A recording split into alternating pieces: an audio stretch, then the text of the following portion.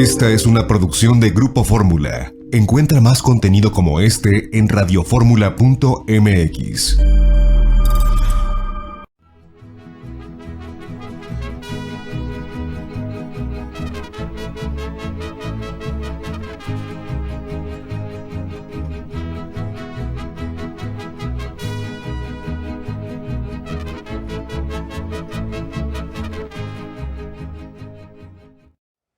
Amigas y amigos, muy buenas tardes tengan todos ustedes. Los saluda con el afecto de siempre José Manuel Villalpando en una emisión más de su programa, La Historia que Quiero Vivir, que como todos los sábados por la tarde, que es la hora de platicar sabrosamente de historia de México, estamos transmitiendo a través de los micrófonos y frecuencias de Radio Fórmula. Ya lo saben, en el 103.3 de FM, en la 970 de AM, ambas emisoras aquí en la capital de la República, pero este es un programa que se transmite a muchísimas, cada vez más ciudades de nuestro país y que llega allende las fronteras a los Estados Unidos de América, Puerto Rico, Canadá y eso sí, ya lo saben ustedes también, a todo el territorio nacional y a todo el mundo donde existe internet, pueden ustedes localizar y sintonizar este programa a través de la página de internet www.radioformula.com.mx, que, repito, se encuentra muy fácil y muy sencillitamente. Gracias por su compañía, seguimos con los programas grabados, pero yo aprecio, de veras, agradezco enormemente que nos acompañemos mutuamente en esta tarde de sábado para continuar con nuestras charlas, con nuestro programa y por supuesto les reitero que como siempre están a su disposición y las contesto de inmediato las vías electrónicas que permiten comunicarnos, bien sea a mi correo villalpandohistoriador@gmail.com o también a mi página de Facebook Villalpando la Historia, además de que ya saben que este programa se sube, como se dice, al ratito a la página de YouTube también de José Manuel Villalpando. Si les parece bien, amigas y amigos, vamos a comenzar. Diciembre, el mes de diciembre, es propicio para la reconciliación, para el perdón, quizá por la cercanía de las fiestas navideñas, pero bueno, en esta ocasión vamos a hablar de otro tema importantísimo, de un diciembre, pero de hace ya 185 años.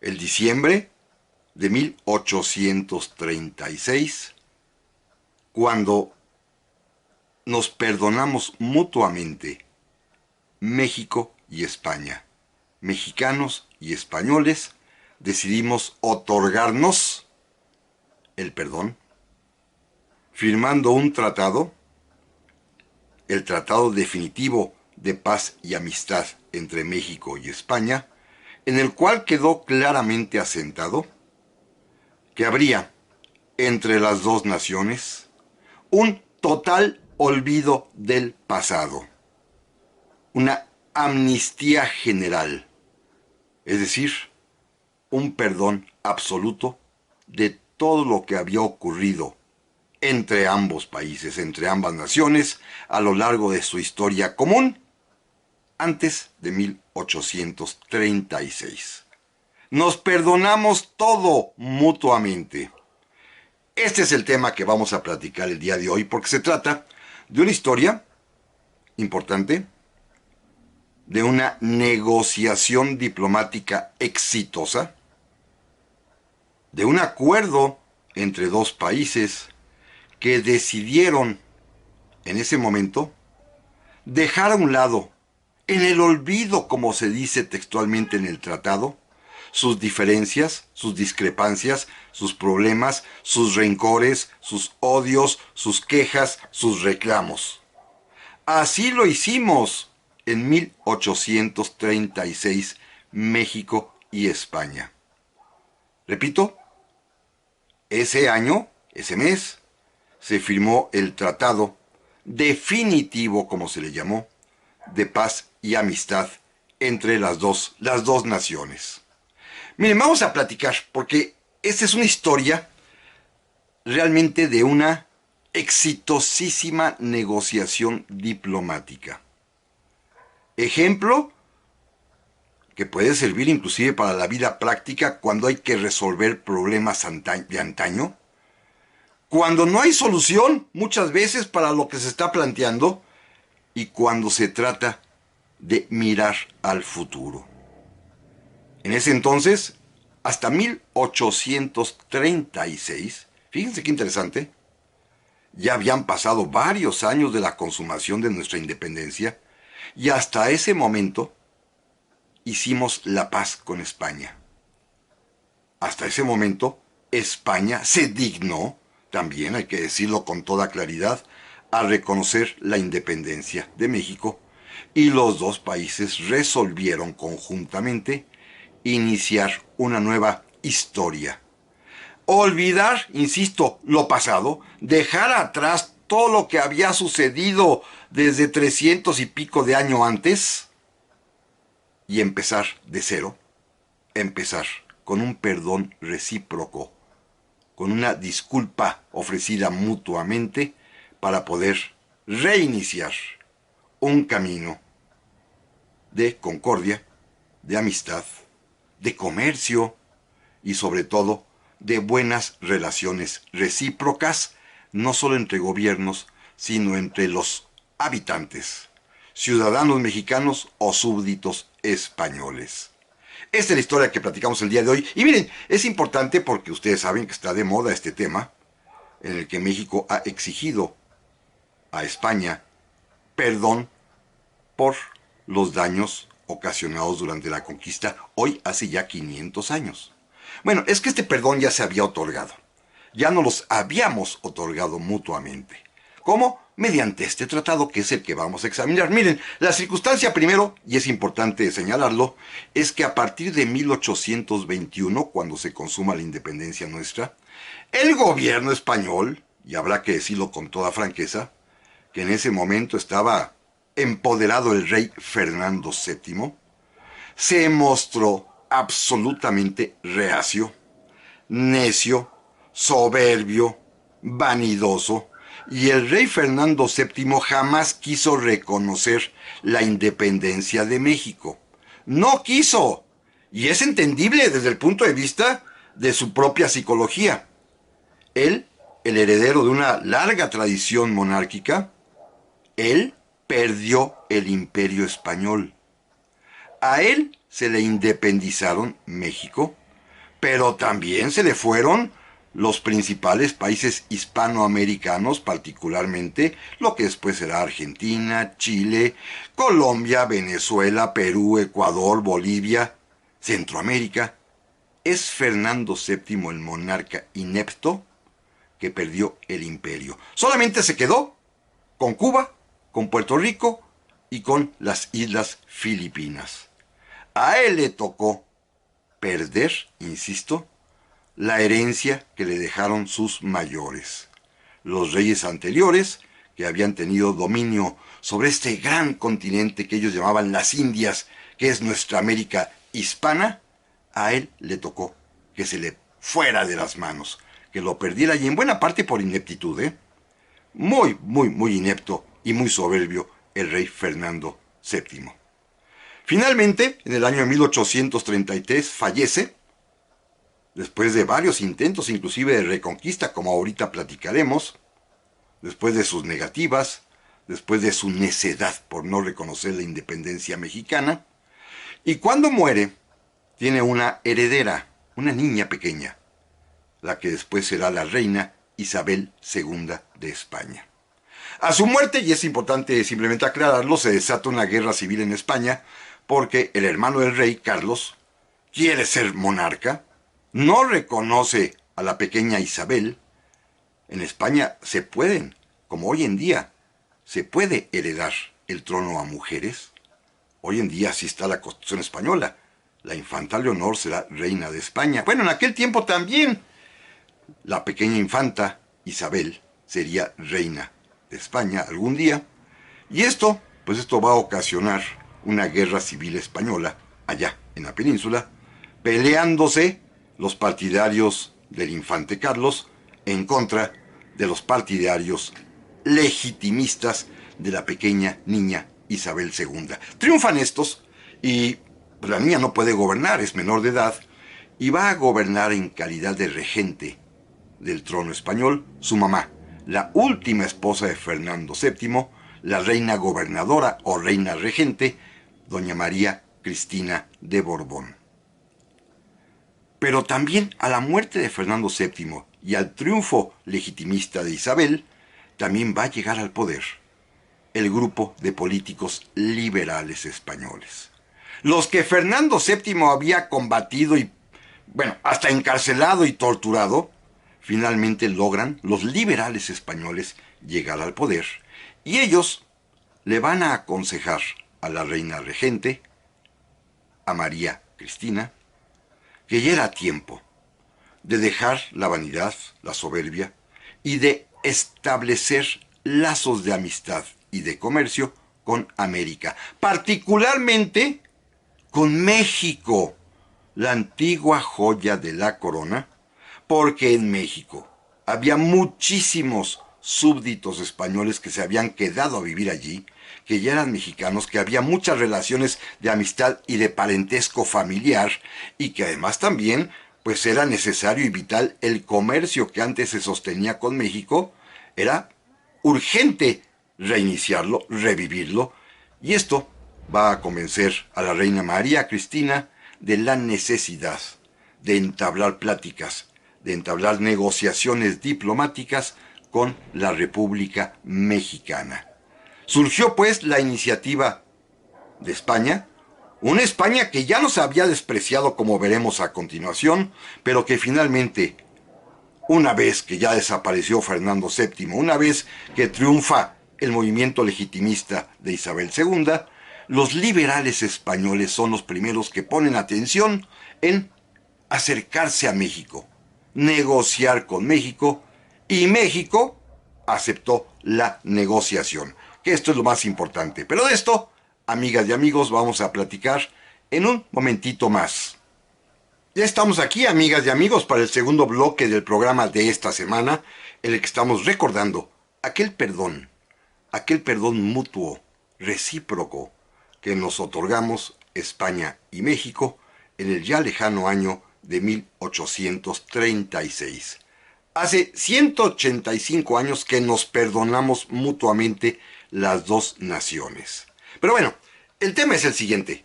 Esta negociación, que era importante, surgió en esta ocasión a iniciativa del gobierno español, decía yo, de la reina regente María Cristina, que gobernaba en nombre de su pequeña hija menor de edad, Isabel II, y cuyo gobierno estaba ya formado por liberales españoles, quienes vieron la necesidad para ellos de entablar ya relaciones pacíficas, diplomáticas, amistosas con México. La petición fue recibida aquí, en nuestro país, por el presidente entonces José Justo Corro. José Justo Corro era un abogado conservador que estaba en la presidencia de la República de manera interina, mientras el presidente constitucional, en licencia, Antonio López de Santana, andaba por Texas peleando la guerra que en ese momento se desarrollaba en aquel territorio, y José Justo Corro, presidente en funciones, cuando recibe la solicitud formulada por el gobierno español de entablar pláticas, de negociar, decide, fíjense bien, resuelve con mucha inteligencia que el representante mexicano que debe participar en esta mesa de negociación con España sea un liberal mexicano, un contrario a él, un miembro del partido distinto enfrentado al presidente. Esto es una inteligencia política muy especial, ¿eh? Decidió nombrar a alguien con el cual seguramente él no podría ni siquiera entenderse aquí en México. Designa a un liberal de nombre Miguel Santamaría, un mexicano, veracruzano para más señas, abogado también, que había sido ya partícipe inclusive en los famosos Congreso o Constituyentes de Cádiz, que había sido preso además también por el absolutismo de Fernando VII, que había apoyado a la independencia, que había sido amigo de Francisco Javier Mina, que había también participado en los momentos culminantes de la consumación de la independencia, liberal, que se había opuesto a Agustín de Iturbide, que había colaborado al derrocar a Iturbide, que había sido, ya había muerto, muy amigo de Simón Bolívar, quien ya había fallecido.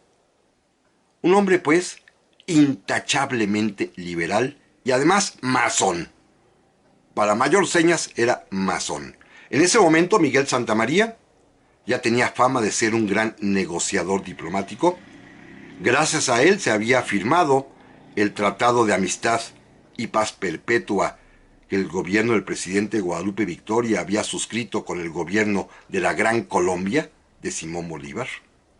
Un hombre que en ese momento, alejado de México, era el representante diplomático, el ministro de México, como se decía, hoy diríamos el embajador mexicano en Londres, en la Gran Bretaña, en Inglaterra.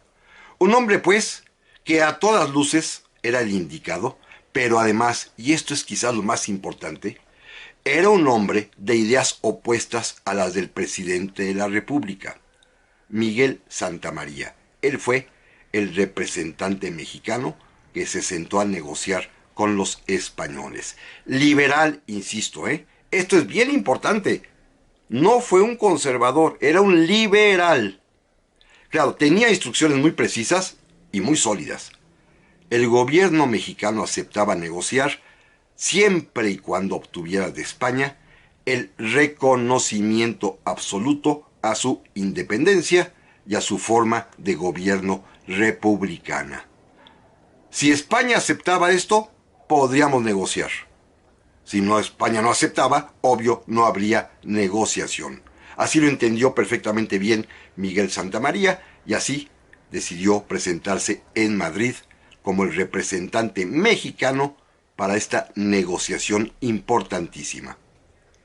Por el lado español, fíjese también qué importancia le dieron los españoles, el negociador fue el propio presidente del Consejo de Ministros, el que gobernaba España, el hombre en quien confiaba la reina regente María Cristina, un personaje también liberal, nacido en la Mérida, allá en Extremadura, un abogado que había sido perseguido durante el gobierno de Fernando VII, que había estado en la cárcel, que había sufrido el exilio, y que una vez muerto el rey, aquel rey déspota, soberbio, había regresado a España y sus méritos lo llevaron a ocupar la presidencia del Consejo de Ministros español.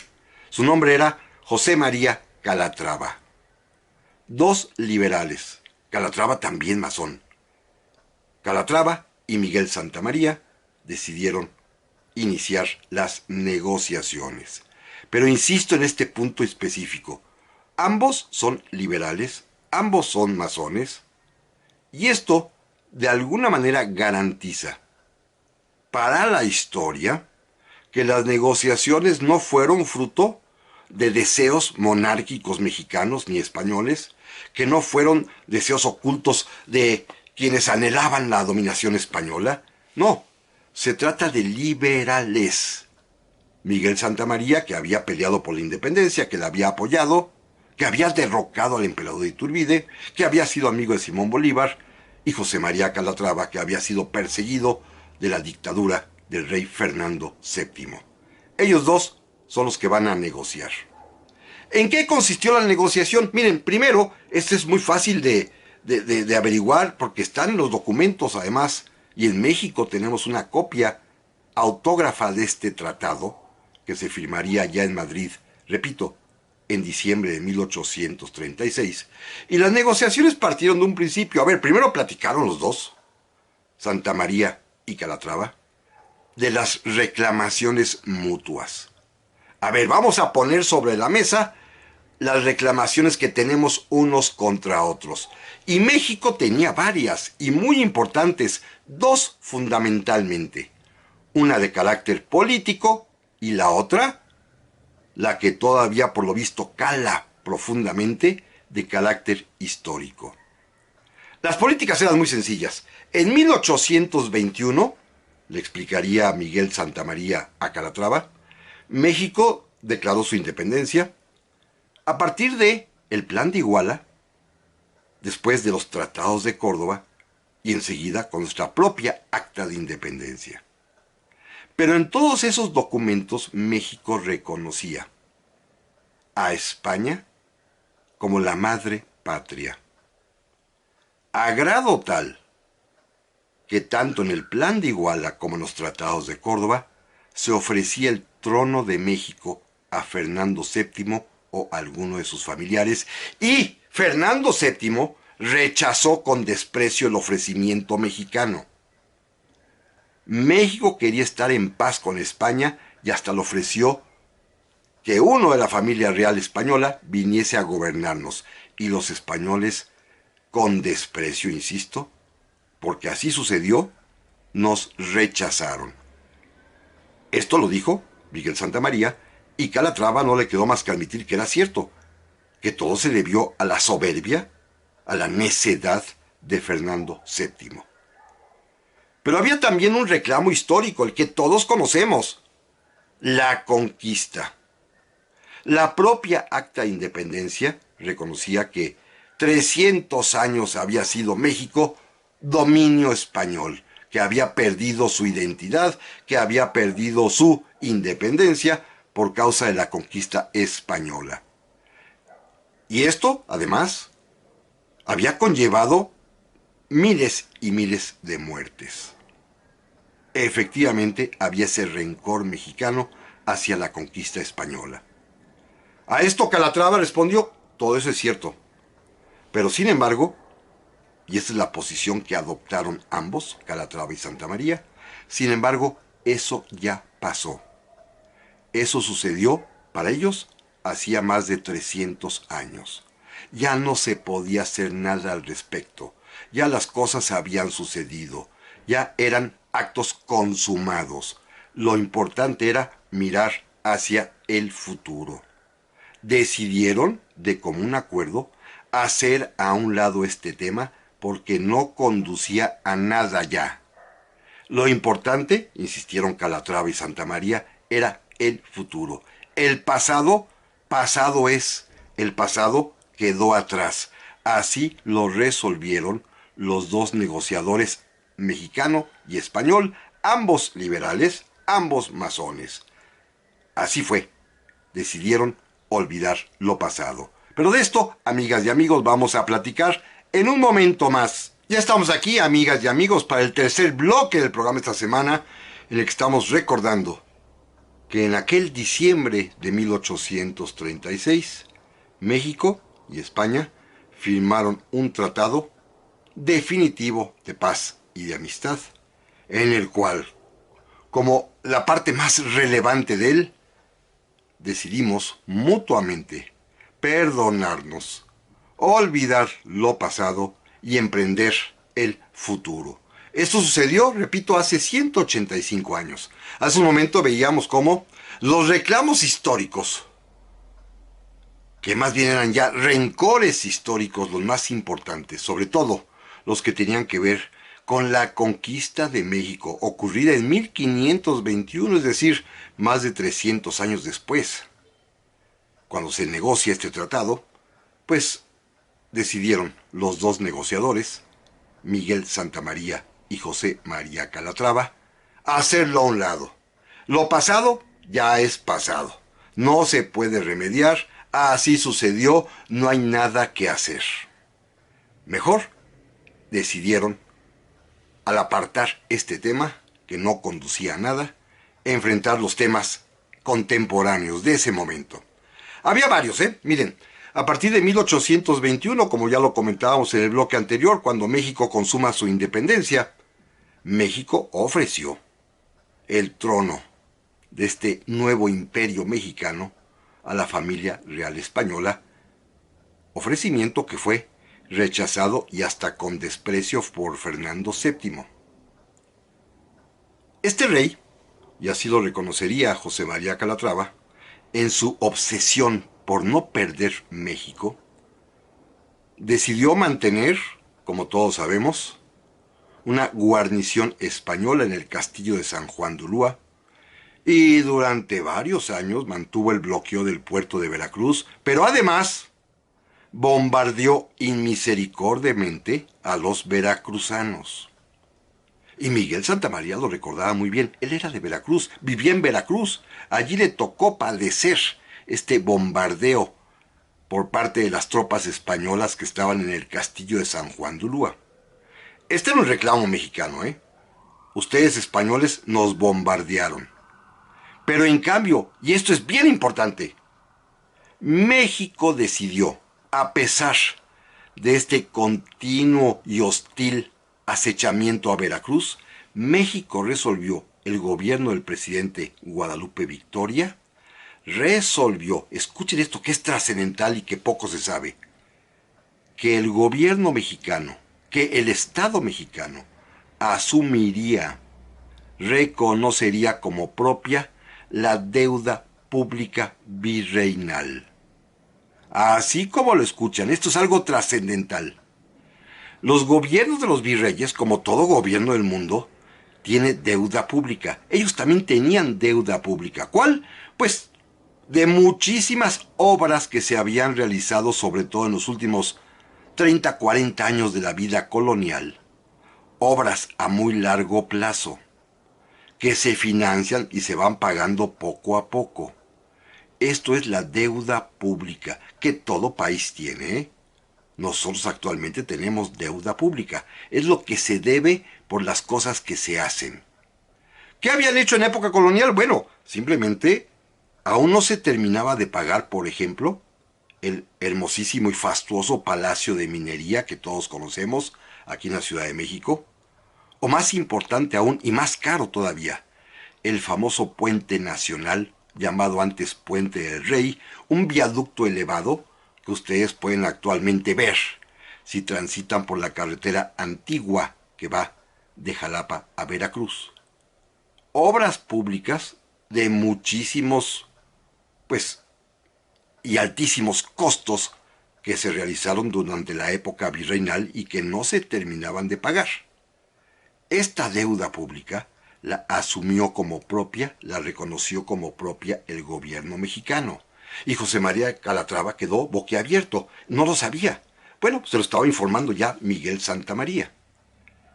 Y en cambio, España, a pesar de esto, que en su momento alguien allá debió saber, quizás hasta el propio rey Fernando VII, al contrario, en su necedad, en su obcecación, decidió intentar la reconquista mexicana en 1829 y como todos sabemos, y ustedes recuerdan este episodio de la historia, un ejército español, al mando del general Isidro Barradas, desembarcó cerca de Tampico y quiso emprender la reconquista, pero fue derrotado por completo por los generales Antonio López de Santana y Manuel Mier y Terán. México había impedido la reconquista, había hecho fracasar el intento de reconquista español. Había sido una agresión de España. España, que no quería reconocer la independencia, pensaba que venía simplemente a reconquistarla y los derrotamos, ¿eh? La consecuencia fue que popularmente en México los españoles se volvieron literalmente inaceptables. El gobierno mexicano del presidente Vicente Guerrero expidió varias leyes de expulsión de españoles. Los obligaron a irse de México. Claro, José María Calatrava pudo reponer, bueno, es que el odio que ustedes tienen por los españoles se tradujo también en el derramamiento de sangre. Y Calatrava le refirió a Santa María que en el año de 1810, cuando inició la Guerra de Independencia, las huestes al mando de Miguel Hidalgo habían degollado a 400 españoles, hombres, mujeres y hasta niños, en la toma de la Alhóndiga de Granaditas. Y que después Miguel Hidalgo había permitido que allá en Guadalajara, en la Barranca de Oblatos, se asesinara a otro centenar más de españoles. Santa María solamente pudo decir que efectivamente era el odio a los españoles, quizá por los 300 años de dominación y sometimiento que habían tenido al pueblo mexicano. Pero igualmente, eso, dijo Santa María, también ya pasó. Pero la expulsión de los españoles es reciente, pudo reponerle Calatrava. Más de 15,000 españoles fueron arrojados de México a partir de 1829. Fueron expulsados de México sin tomar en cuenta si aquí estaban sus propiedades, que es lo de menos, pero sus esposas y sus hijos. 15,000 españoles habían sido expulsados y sus bienes confiscados. Era un reclamo español muy justo y legítimo, y Santa María aceptó. Sí, esto pasó, vamos a remediarlo. Y entonces decidieron también, pues, lo más importante, borremos el pasado. Vamos a comenzar de nuevo, vamos a empezar la relación, porque el gobierno mexicano, Santa María le dijo a Calatrava, me dio instrucciones precisas. Reconocemos en España a la madre patria. Nos dio civilización, nos dio idioma, nos dio religión, nos dio el modo de ver la vida. Es la madre patria.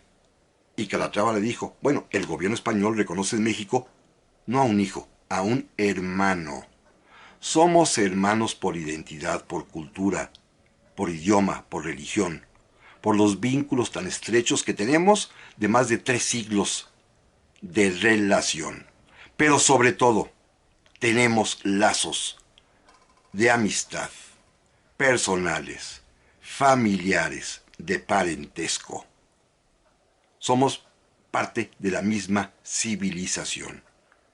Nosotros los vemos como hermanos, México dice que los ve como madre patria, veámonos como amigos. Vamos a empezar de cero, vamos a olvidar lo pasado, y decidieron entonces ya redactar el tratado definitivo de amistad y alianza entre México y España. Es un tratado importantísimo, ¿eh? Repito, el original del tratado, porque se hacen dos, autógrafo por Miguel Santamaría y por José María Calatrava. Tenemos uno aquí en México, en la bóveda de tratados en la Secretaría de Relaciones Exteriores. Ha sido publicado varias veces, lo pueden ustedes encontrar en internet. Este tratado es fundamental. Primer punto, la petición mexicana es atendida. ¿Qué quería México? Como lo había dicho Santa María, el reconocimiento absoluto de la independencia mexicana. Y así quedó consignado. El gobierno de la reina Isabel II, representada por su madre, la reina regente María Cristina, reconoce de manera total y absoluta a México como una nación libre, independiente y soberana. Pero además, acepta que no tiene ningún interés en ejercer jamás y que renuncia totalmente a cualquier derecho supuesto que pudiera tener para reclamar el gobierno o el territorio mexicano. Se acabó. España reconoce absoluta y totalmente a México como nación independiente, libre y soberana. Había un puntito de discusión. En el tratado se enumera las partes de México que se reconocen. Todo lo que es el continente, la parte continental de México. En ese momento, en 1836, incluye la Alta California, incluye las provincias del norte, que son incluso no solamente Chihuahua, Sonora, sino también en ese momento Arizona y Nuevo México, incluye todo el macizo continental mexicano hasta la frontera de Chiapas con Guatemala, sus islas adyacentes. Pero entonces hubo el reclamo por parte de México, pero también queremos Cuba. Ahí España ya no quiso. Cuba era parte del virreinato de Nueva España, pero España dijo no, Cuba no, y aceptó México. Perderíamos Cuba. Pero de esto, amigas y amigos, vamos a platicar en un momentito más.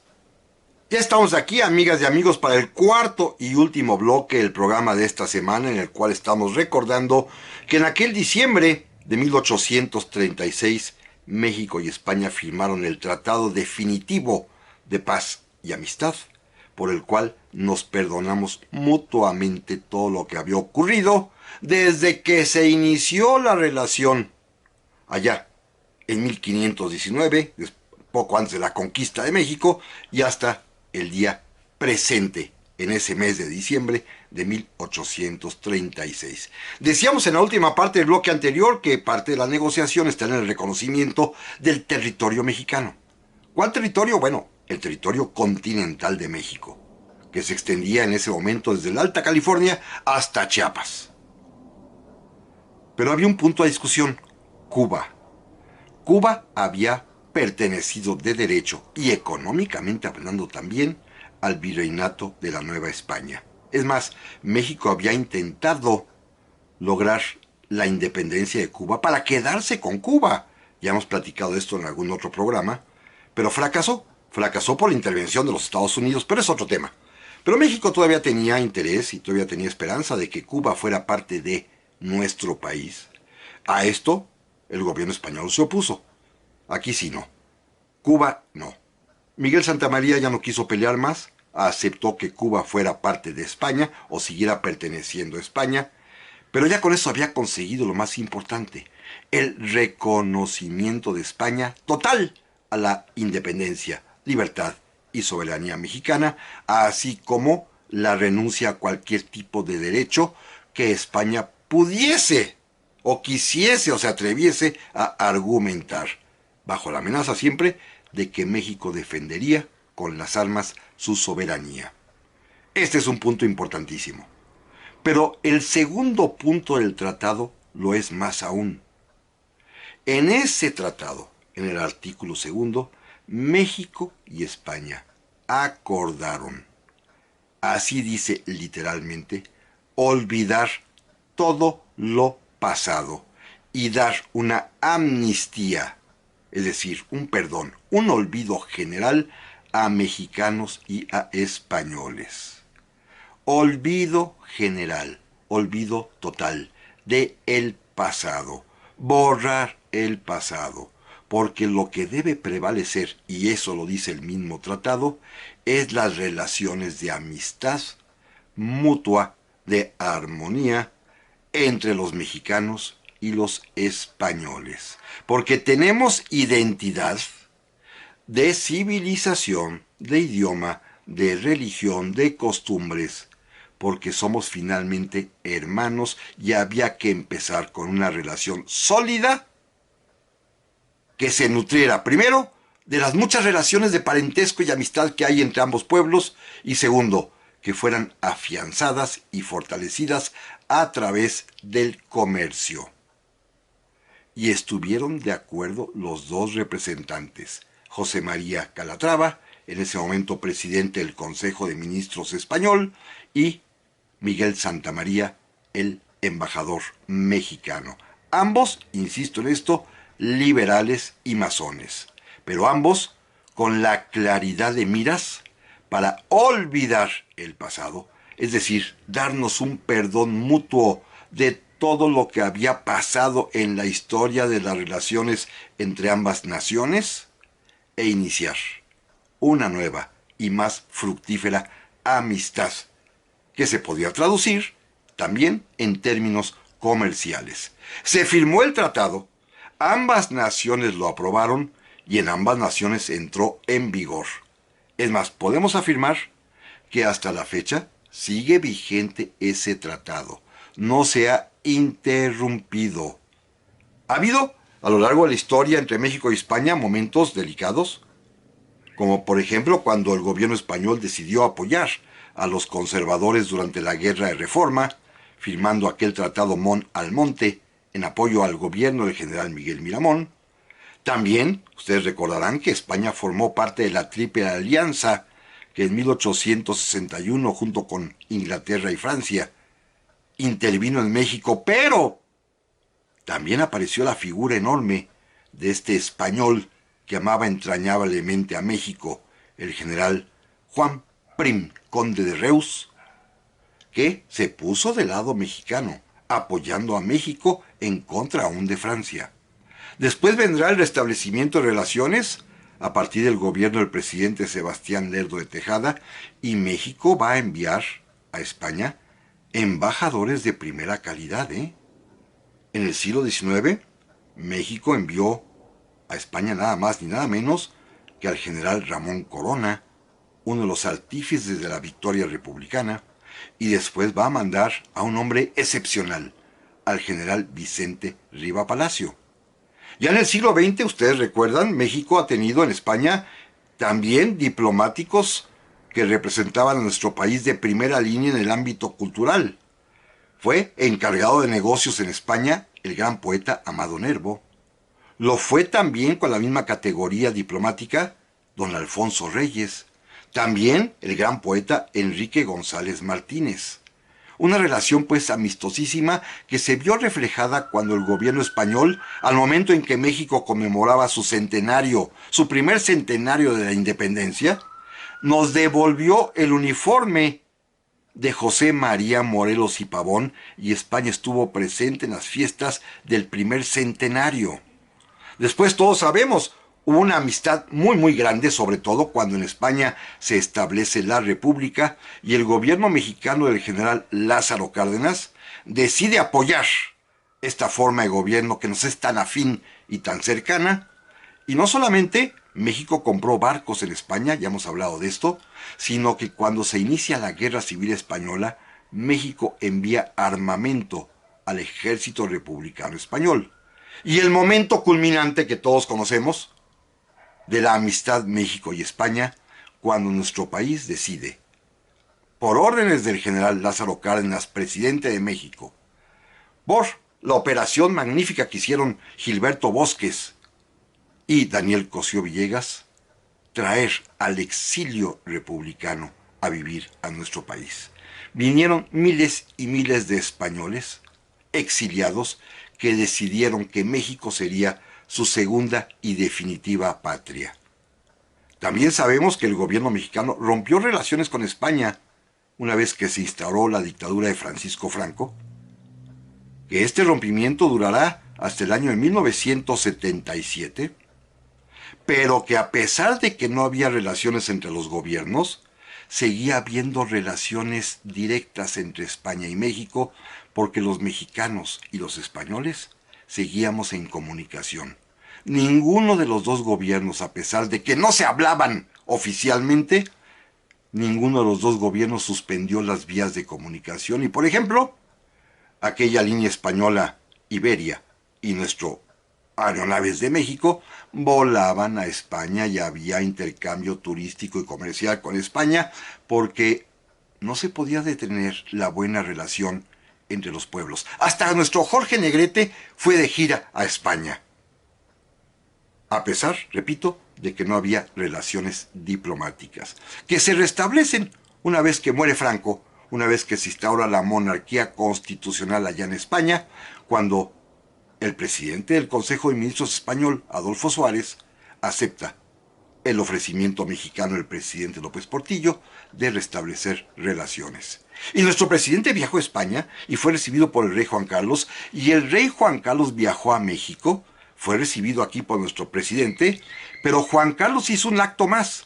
Fue a visitar a la viuda del último presidente de la República Española, don Manuel Azaña, a saludarla y a agradecerle a través de ella a México el haber dado asilo político y una nueva vida a todos los emigrados españoles que tuvieron que salir de su patria por la dictadura franquista.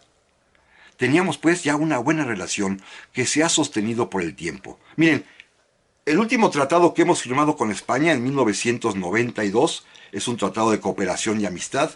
En él se ofrece México y España su amistad en temas educativos, en temas culturales, en temas científicos, en temas comerciales. Tenemos un tratado de libre comercio con la Unión Europea, de la cual España forma parte. Y todo esto ha sido simple y sencillamente continuar con el tratado que se firmó en el año de 1836, repito, cuando los dos pueblos, las dos naciones, nos perdonamos mutuamente. Ya había estado dado el perdón. Como dicen los teóricos de la ciencia política y del gobierno, cada problema, para poderse resolver, lo primero que nada hay que conocer su historia. Conocer la historia. Amigas y amigos, Muchas gracias por su atención a este programa y primero Dios, aquí nos escuchamos y nos vemos la próxima semana.